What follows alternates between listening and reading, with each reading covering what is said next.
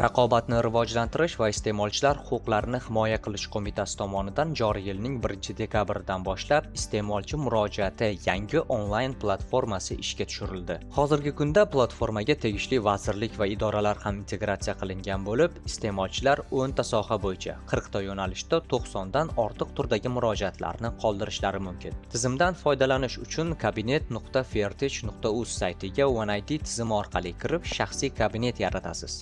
Shaxsiy kabinetingizda barcha xizmatlar, murojaatlar va ularning holatini bir joydan ko'rib borishingiz mumkin. Murojaat yuborish juda oddiy. Murojaat yo'nalishi, kategoriyasi va turi tanlanadi. Murojaatning qisqa mazmunini yozib, tegishli hujjatlar biriktirilganidan so'ng, bog'lanish uchun telefon raqam qoldiriladi va murojaat yuboriladi. Iste'molchi murojaatlari veb-sayt yoki mobil ilova orqali yuboriladi. Murojaat tadbirkorga yo'naltiriladi. Murojaat tadbirkor tomonidan ko'rib chiqiladi. U tizimga kirib, murojaat mazmunini o'rganadi. Iste'molchi bilan bog'lanadi va muammo ijobiy yoki salbiy hal qilinganligi natijasini tizimga yuboradi.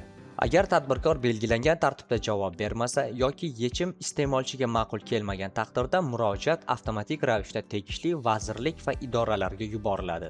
Regulyator bosqichida ham yakuniy yechim topilmasa, nodavlat notijorat tashkilotlari murojaatni 10 ish kuni ichida ko'rib chiqib, iste'molchilarga huquqiy tavsiyalar beradi va yechimga ko'maklashadi. Bu bosqichda ham hal etilmagan murojaatlar raqobat qo'mitasiga yo'naltiriladi. Qo'mita murojaatlarni Fairtech axborot tizimi orqali nazorat qiladi va qonunchilik doirasida zarur choralarni ko'radi. Iste'molchilar esa butun jarayonni shaxsiy kabinet orqali real vaqt rejimida kuzatib borishlari mumkin.